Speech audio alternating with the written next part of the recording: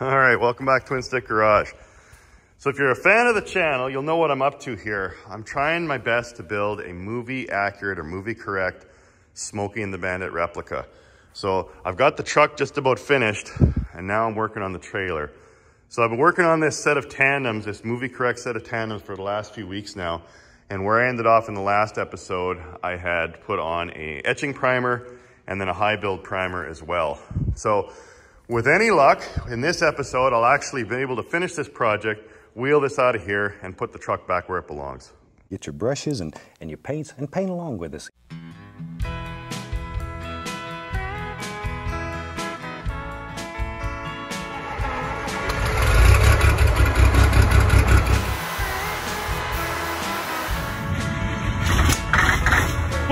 Yeah.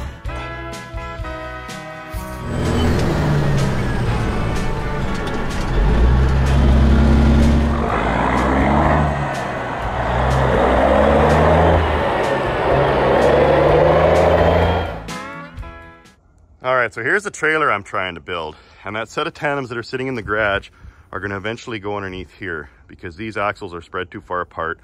They're what's called a Canadian spread axle. Doesn't match the movies. So we're gonna lift this up, pull those out of there, and then put the ones that I'm refurbishing up underneath there. Now, from what I can gather, I've studied a lot of the movie from the truck point of view, but I've just started looking at the trailers. And there appears to be two trailers used in the movie. Both have the ribbed sidewalls, but one trailer actually has the ribs that follow around the front. And then the other trailer has a smooth front like this one. Safe and sound, everybody ask Bandit how. So my plan is, since my trailer is smooth, I figured I'd try and copy that particular one. And if you look at the stagecoach scene on both trailers, the one actually has a cactus behind the Bandit.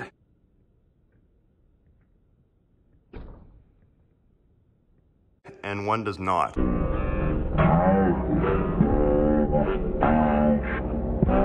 So the one I'm trying to build does not. It's the flat front trailer, and I figured if I'm gonna copy it, I might as well try and copy that one. So the ribbed one, where the ribs go around the front, it actually, the color I have right now in this primer looks to be the right color. If you pause it just right, it looks like it has a gray undercarriage.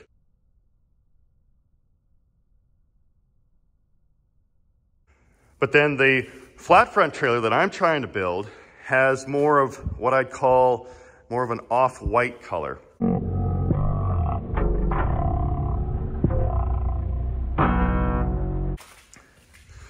So what I did is I went off to C-Max when I bought the primer and such. I actually bought some paint as well.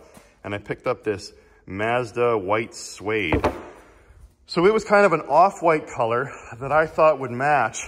And so I painted a little sample on there. But I mean, in the camera, it's even worse. It's way too bright white. It's just not gonna match. So I think what I need to do is head back to C-Max and pick more of a silvery white and be a little closer to the movie. Now, some people might go, well, really? You're gonna actually go get a different color? I mean, what are you gonna do with the paint that you already bought? Whatever, we'll paint something somewhere down the road in that white suede. I worked too hard on this to give up now. If you're a fan of the channel, you know that I've made that thing as movie correct as I can.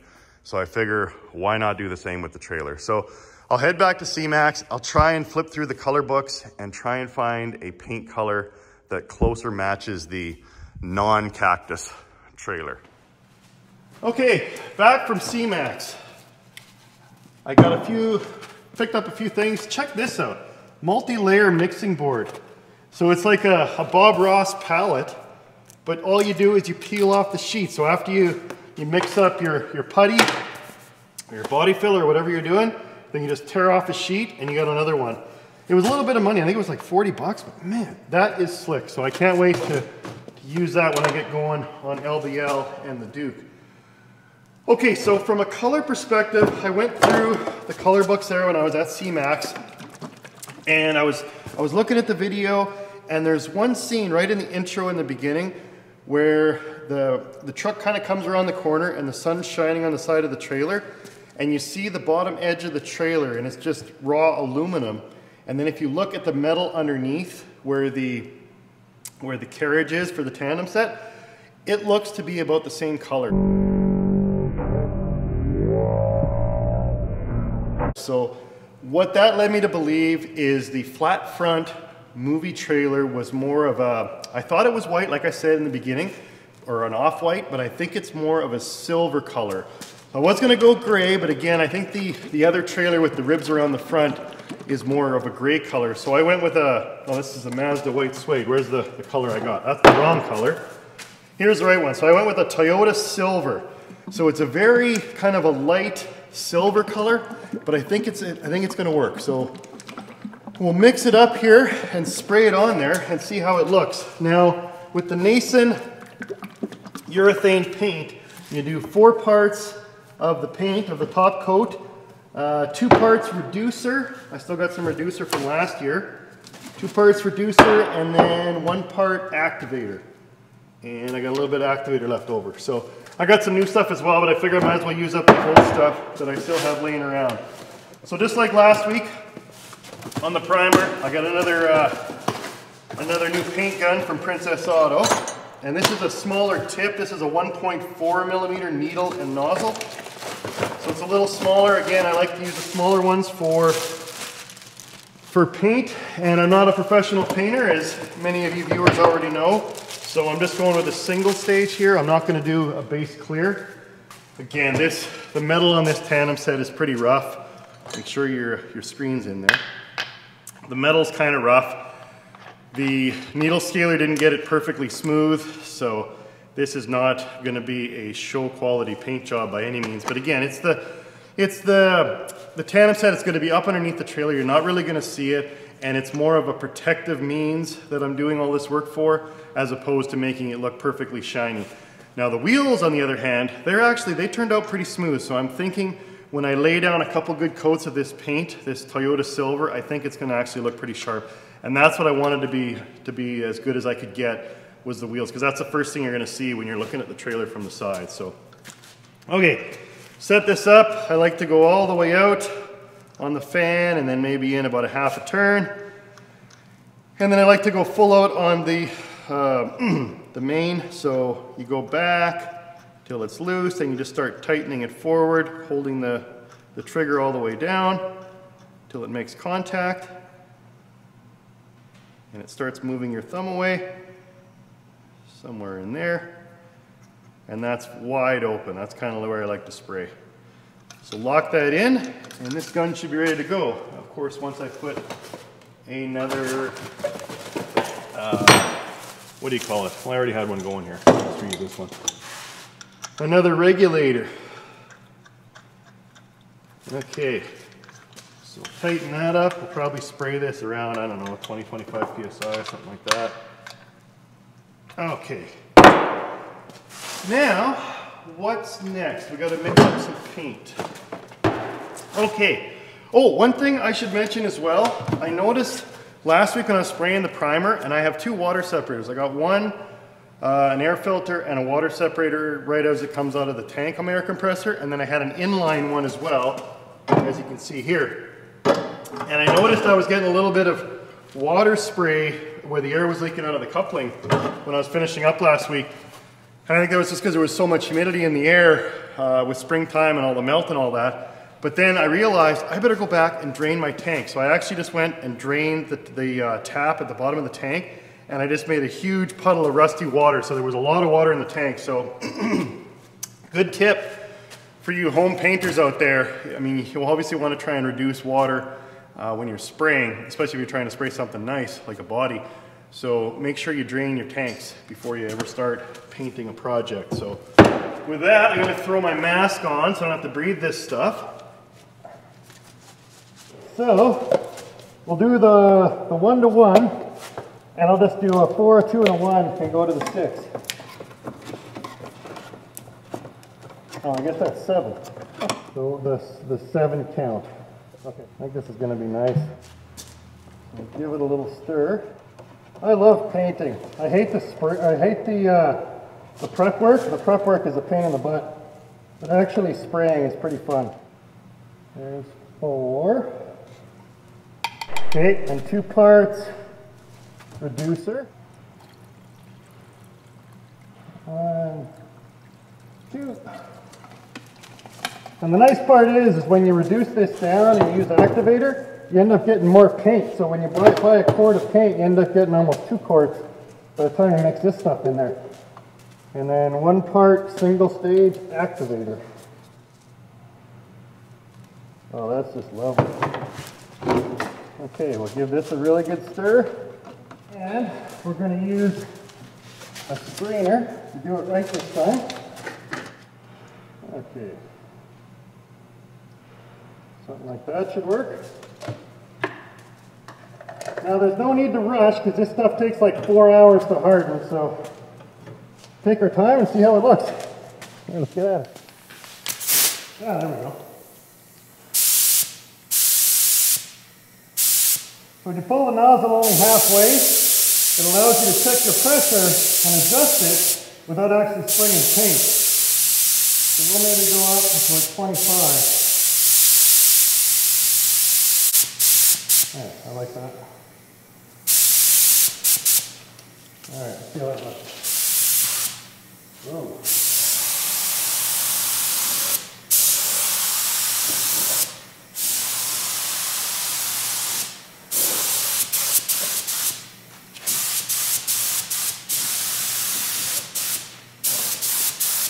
Well, it's definitely silver.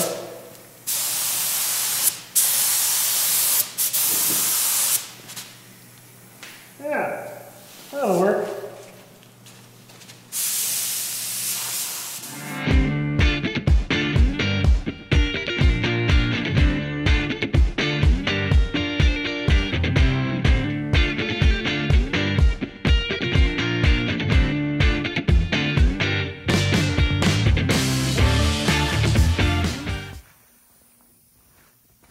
Yeah, that's not bad. I think it looks kind of cool. All right.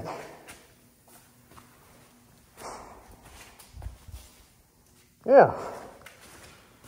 Okay, now what I'm going to do, I learned from my lesson when I primed it, is you're always tempted to paint the easy stuff first, but you don't want to have that all wet and then climb over. So I'll go on the inside, spray the inside, then I'll lay underneath, do all the underside, and then the treat at the end will be just to paint the flat parts on the outside.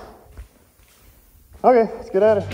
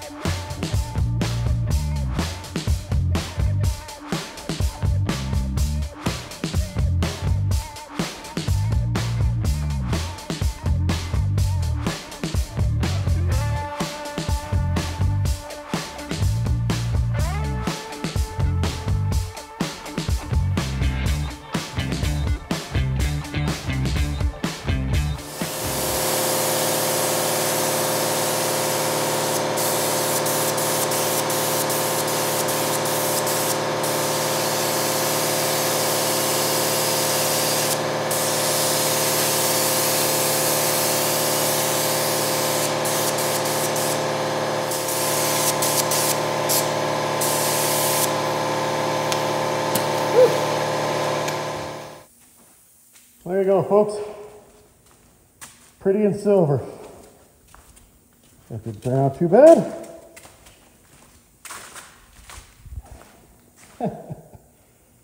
Right on. Now, where I tested out with that white paint, I'm going to have to let that dry for about 15 minutes, and then I'll just put another coat on this side, and that should cover it up. But, man, look at that haze. That's why you want to be wearing a mask, folks, when you're spraying this garbage. Okay, now I just need to let all this dry, and we start putting the wheels back on. Sweet. All right, this is the next morning, and it's a weird time of year because in the morning everything's frozen, but then in the afternoon it all turns to mud. Yeah, that's a good looking truck. All right, let's see if we can't finish this up today.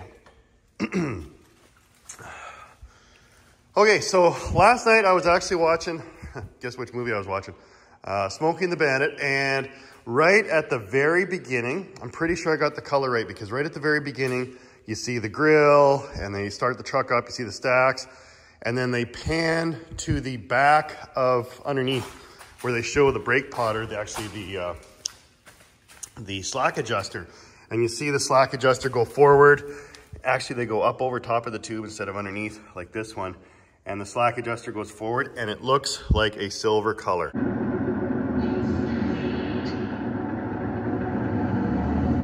So I'm pretty sure we got this right.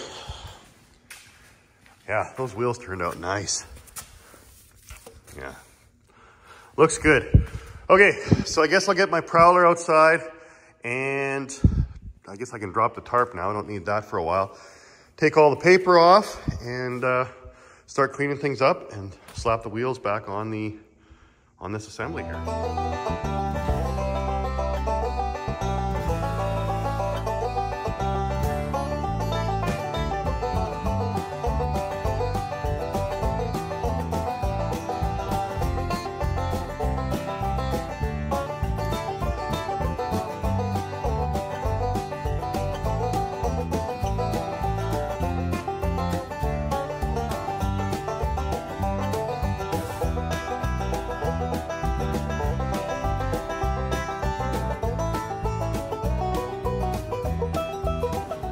All right, so these wheels actually turned out pretty darn decent. I'm happy with that. A little bit of masking and a little bit of primer and paint, and they look like new again, so pretty pleased. And yeah, I always get a kick out of this old Big Trouble in Little China movie.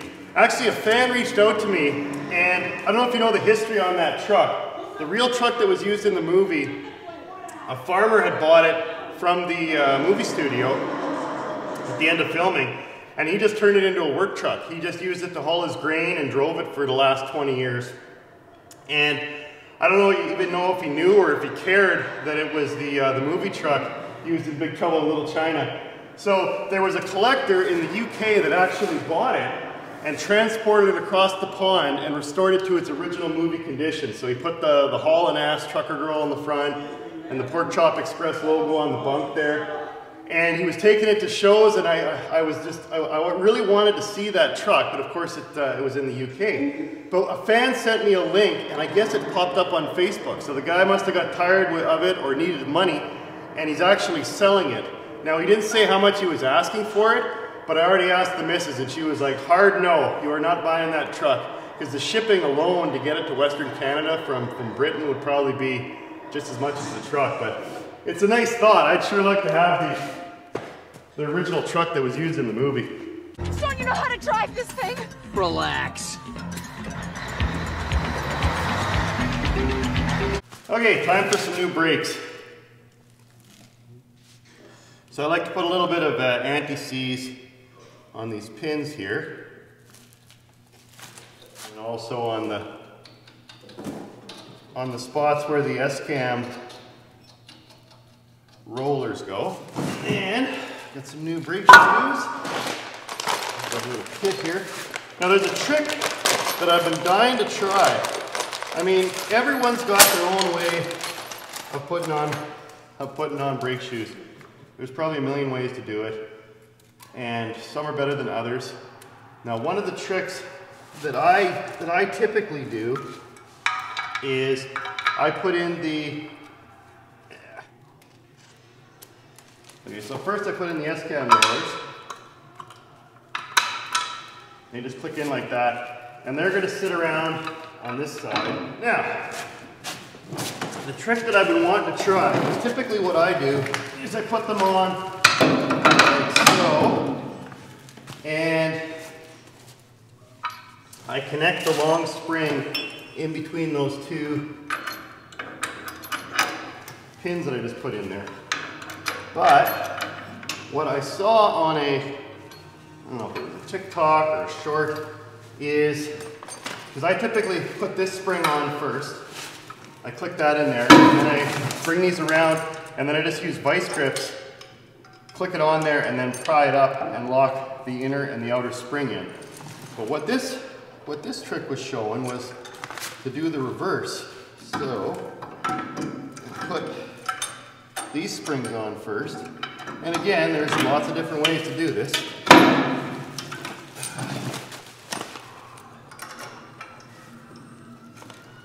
Okay.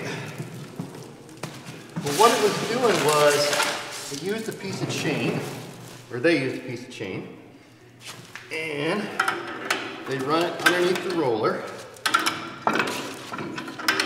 And bear with me, folks, it's the first time I'm trying this.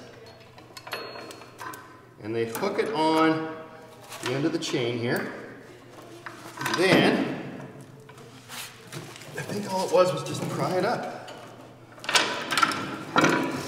Okay, still gonna miss. Try it. Okay, and then they turn this so it was facing. Yeah, again, see folks, this takes a little bit of practice, I think. Nope, screwdriver's not big enough. Okay, hang on. Oh, come on.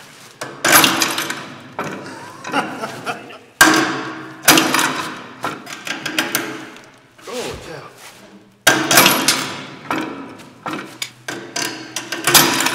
Oh, son of a gun.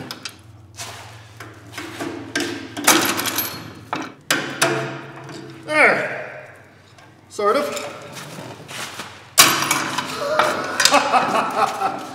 The amount of time I spent farting around with this, a real mechanic could have done all 4 brakes. Okay, come on.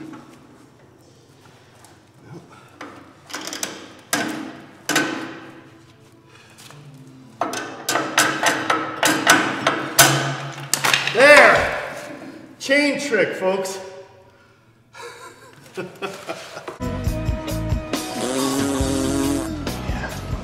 That was pathetic.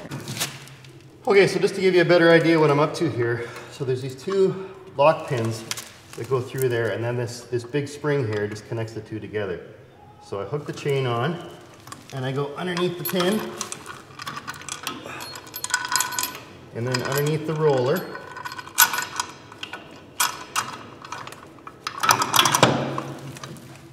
And then you line this up to make sure that it's open, to go, so when the chain pulls tight, it's just going to sneak under that pin there. And we'll see if this works any better on this side. There you go.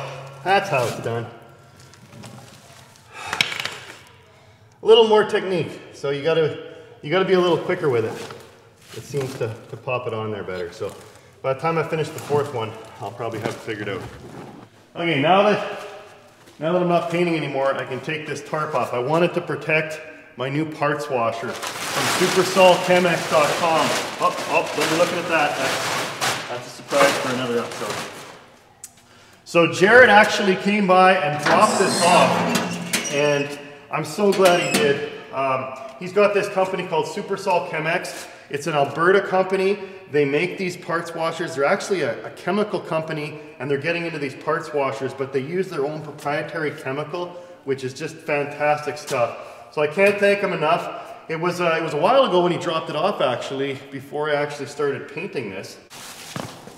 Okay, so Jared's dropping off this awesome parts washer, and the real benefit of this is not just the design of the parts washer, but the chemical.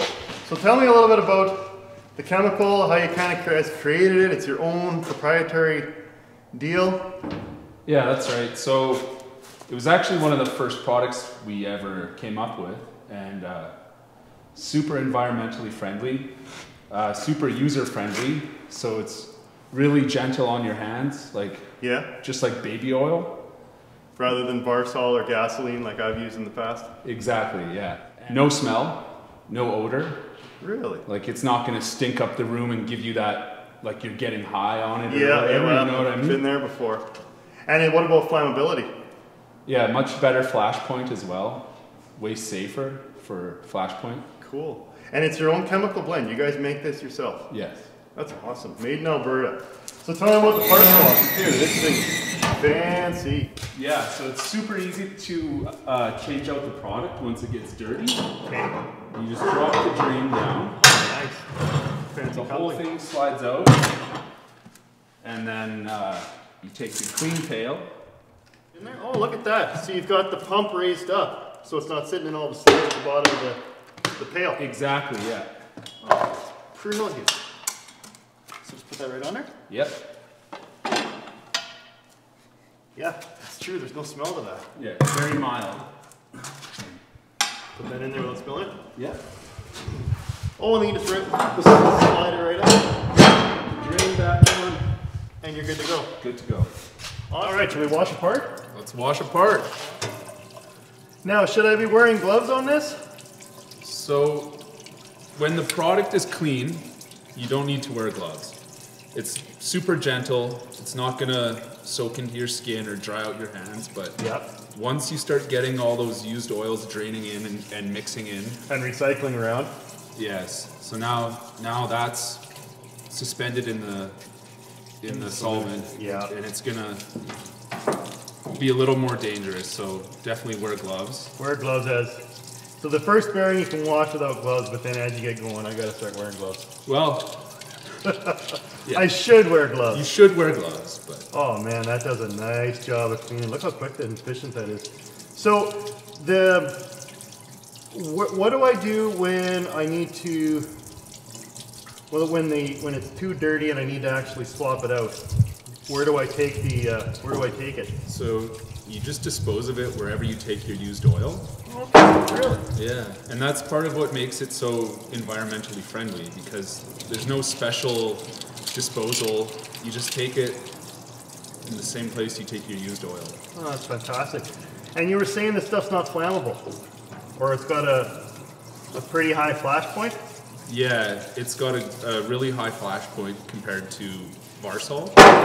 Like, it's gonna take a lot more to ignite this stuff. Well, that's great. I like shop safety.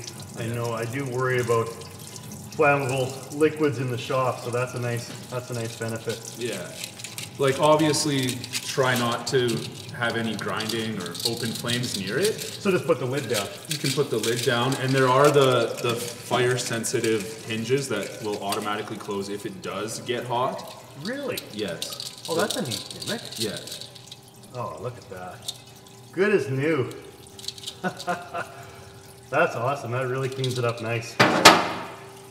Well, thank you so much, Jared. I really appreciate you helping out TwinStick Garage and helping me with the parts washer, because up until now, when I worked on my Peterbilt, for those that have been fans of the channel for a while and been watching, I did that with, originally, I think I used gas, and then I upgraded to Varsol, but I did it in an old steel pan out in the gravel there. So I've really stepped up my game here. So thanks so much. Yeah.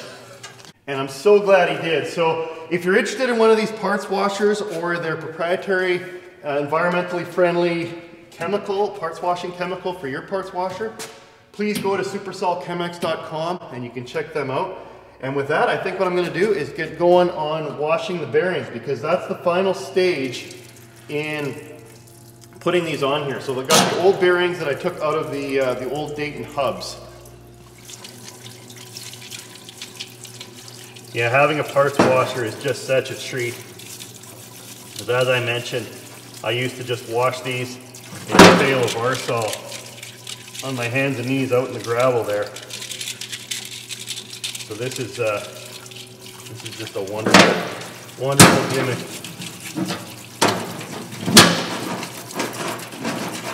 So I'll finish washing these up, and then I guess what I need to do is I'm gonna have to, because the inside of the drums are pretty rusty, so I'll probably wire wheel those out, and then it's gonna be reassembly time. Maybe even roll this thing out of here today. Can't wait.